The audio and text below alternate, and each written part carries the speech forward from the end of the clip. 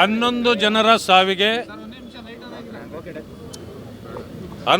ಜನರ ಸಾವಿಗೆ ಸರ್ಕಾರದ ಬೇಜವಾಬ್ದಾರಿ ಕಾರಣ.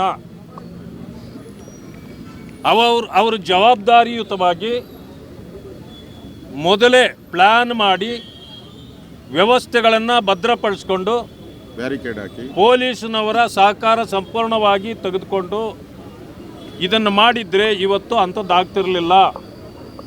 ಜನರಿಗೆ ಕರೆ ಕೊಟ್ಟರು ಫ್ರೀ ಎಲ್ಲ ಫ್ರೀ ಅಂತಾರಲ್ಲ, ಆ ರೀತಿ ಇದನ್ನು ಫ್ರೀ 5 ಗ್ಯಾರಂಟಿ ಫ್ರೀ ಅಂದ್ರಲ್ಲ, ಹಾಗೆ ಇದನ್ನೂ ಫ್ರೀ ಅಂದರು. ಜನ ನುಗ್ಗಿ ಬಂದರು, ಎಲ್ಲಿ ಕಾಲಿಡ್ಲಿಕ್ಕೂ ಸ್ಥಳ ಇಲ್ಲ. ಇಂಥ ಪರಿಸ್ಥಿತಿ ಇರಬೇಕಾದ್ರೆ ನೀವು ವ್ಯವಸ್ಥೆ ಮಾಡ್ಕೊಳ್ಳದೆ ಬ್ಯಾರಿಕೇಡ್ ಹಾಕಿ ಅವರನ್ನು ತಡೆದು ಒಂದು ದಾರಿಯಲ್ಲಿ ಕಳಿಸಿ ಮಾಡ್ಬೋದಿತ್ತು. ಆದರೆ ಬೇಜವಾಬ್ದಾರಿತನದಿಂದ ಸರ್ಕಾರ ಈ ರೀತಿ ನಡ್ಕೊಂಡು ಈಗ ಈ ದೊಡ್ಡ ಅನಾಹುತ ಆಗಿದೆ. ಮಾನ್ಯ ಮುಖ್ಯಮಂತ್ರಿಗಳೇ, ನಿಮ್ಮಲ್ಲಿ ಕೇಳ್ತೇನೆ, ಈಗ ಈ ಸಾವಿನ ಜವಾಬ್ದಾರಿಯನ್ನು ನೀವು ಹೊರ್ತೀರೋ ಯಾರ ಮೇಲೆ ಹಾಕ್ತೀರಿ? ಇದಕ್ಕೆ ಪೊಲೀಸ್ ಹೊಣೆ ಅಂತೀರಾ? ಅಲ್ಲಲ್ಲ, ನೀವು ಪೊಲೀಸ್ ಹೊಣೆ ಅವ್ರ ಮೇಲೆ ಹಾಕ್ತೀರಾ ಅಥವಾ ಸರ್ಕಾರದ ನಿರ್ಲಕ್ಷ್ಯ ಕಾರಣ ಅಂತ ನೀವೇ ಒಪ್ಕೊಳ್ತೀರಾ? ಆ ತಂದೆ ತಾಯಿಗಳಿಗೆ ಏನು ಉತ್ತರ ಕೊಡ್ತೀರಿ ನೀವೀಗ? ಕೊಡಿ ನೀವೀಗ.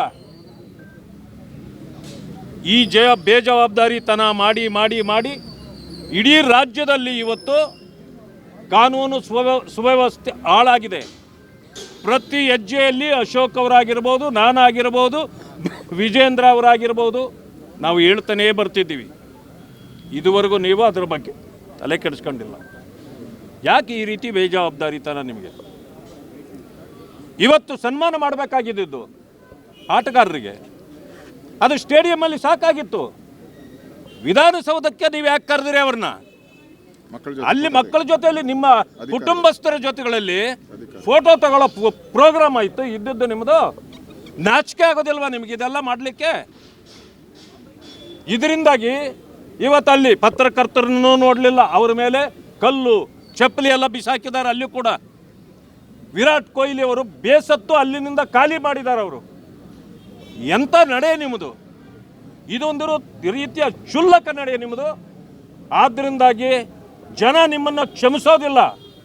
ಇದಕ್ಕೆ ತಕ್ಕ ಉತ್ತರವನ್ನು ಕೊಟ್ಟೇ ಕೊಡ್ತಾರೆ. ಆದರೆ ಇದೊಂದು ಅನಾಹುತ, ಇದರ ಜವಾಬ್ದಾರಿಯನ್ನು ಒಟ್ಕೊಳ್ಳಿ.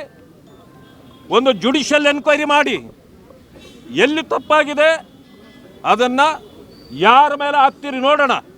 ಇವತ್ತು ವೇಗದಲ್ಲಿ ನಾವು ಏನೆಲ್ಲ ಮಾತಾಡೋದಿಲ್ಲ, ನಮ್ಮ ಮುಖಂಡರುಗಳು ಯಾರೂ ಕೂಡ ಕೆಟ್ಟದಾಗಿ ಮಾತಾಡಿಲ್ಲ.